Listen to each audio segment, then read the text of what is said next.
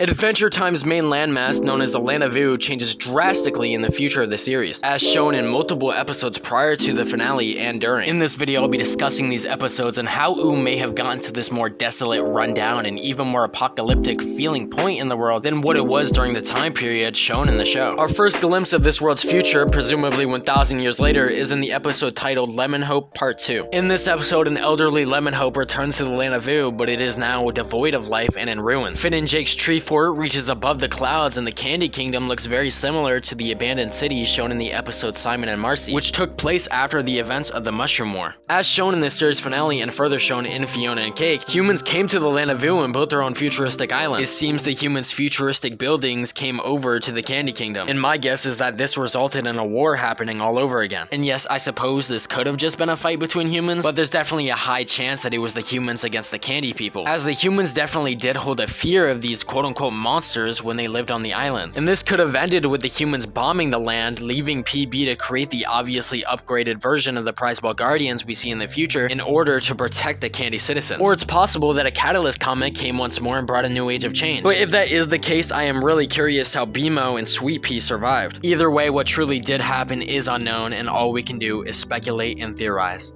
The next appearance of the future is in the episode Graybles 1000+. This alien-esque creature named Cuber shows us a space wedding of sorts between pups, which are the future descendants of Jake the dog and Lady Rainicorn. Cuber accidentally crashes into this wedding, and thus the pups hunt him down as he escapes to the Land of OOO. Cuber then uses his Graybles, which are like these short story memories held in little cubes, to find things left behind in the past that may help him. And through these, we find out that Princess Bubblegum has tracking implants inside of her candy people. But when Starchy found this out, he put his tracker inside of a lard of sorts and ran off. Cuber then finds this lard and pulls out the tracker and uses it to call for help, which summons one of the future Prizeball Guardians. And inside of the Prizeball Guardian is all of the Candy people. The pups then blow up the Guardian's glass head, and so Cuber steals one of their ships. And whilst he is escaping, we see the future treehouse once again, as well as the Ice Thing, in which, if you didn't know, he is Gunter after he wished to become the Ice King in the series finale. And during the special opening sequence to the finale, we are given an even better look into the Land of OOO 1,000 years in the future. This time we start within the Ice Kingdom instead of how we transition into the ice in the normal intro. In the episode Finn the Human, it was shown that when the crown goes without its master, or the wearer goes through enough pain and loss in their life, it would result in snow and ice overwhelming the landscape. And we also know that the Ice Thing and Turtle Princess would get married after the events that come along with me, but as she is a turtle, she would eventually end up dying. And this event could have been what caused such a drastic change in the Ice Kingdom's landscape. His appearance could have changed from having a body to being just a beard due to the fact of not having a piece of the crown, or just because of the fact that the crown would have two masters at once, as eventually the character Gibbon does take one of the jewels for himself, and I'll be discussing more about him later in the video. During the intro, we also see a cage of sorts in one of the ice pillars, holding someone with pink hands hostage, very comparable to the Ice King's princess kidnapping schemes in the earlier seasons. But yeah, the most popular theory about this subject is that this is Princess Bubblegum, further supporting this theory as we see someone riding a stone duck, which is the same duck that we saw in the episode Evicted, which is Marceline's debut episode. This person is also wearing a very similar backpack to Simon's, and on their binocular we can see the initials MA, and the only person in the series with these initials is Marceline Abadir.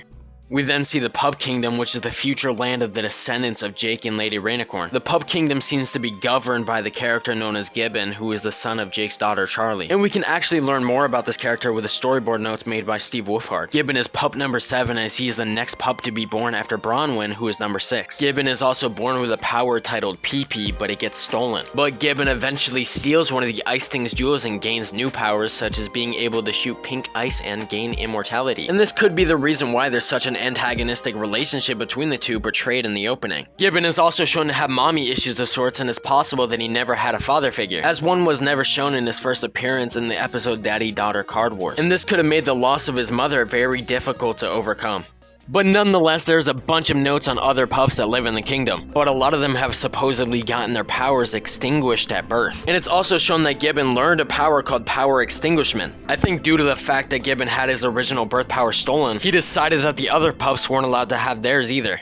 In the Come Along With Me intro, our supposed reincarnation of Jake is named Beth the Pup Princess. And in her character notes, her full name is Bethany Burrito Jackson IV and given the title Her Highness, showing that she was some form of royalty in the Pup Kingdom. But seemingly she gives it all up as she is also marked as a wanted fugitive. I assume that Beth ran away after Gibbon tried to extinguish her power, later on meeting Shermy, who is the supposed reincarnation of Finn, and bunking up together in Marceline's old house. But we do see one of the space pups that are known to work for Gibbon spying on the two of them, meaning that Gibbon is probably still on the hunt for Beth to extinguish her powers. This is where I intentionally planned to end off this video, but unexpectedly, Shermy and Beth made a return in Adventure Time Fiona and Cake episode 9. We are given a closer look into the Pup Kingdom and get confirmation that it is actually governed by Gibbon. Vandals, you won't get away with this! Gibbon doesn't forgive!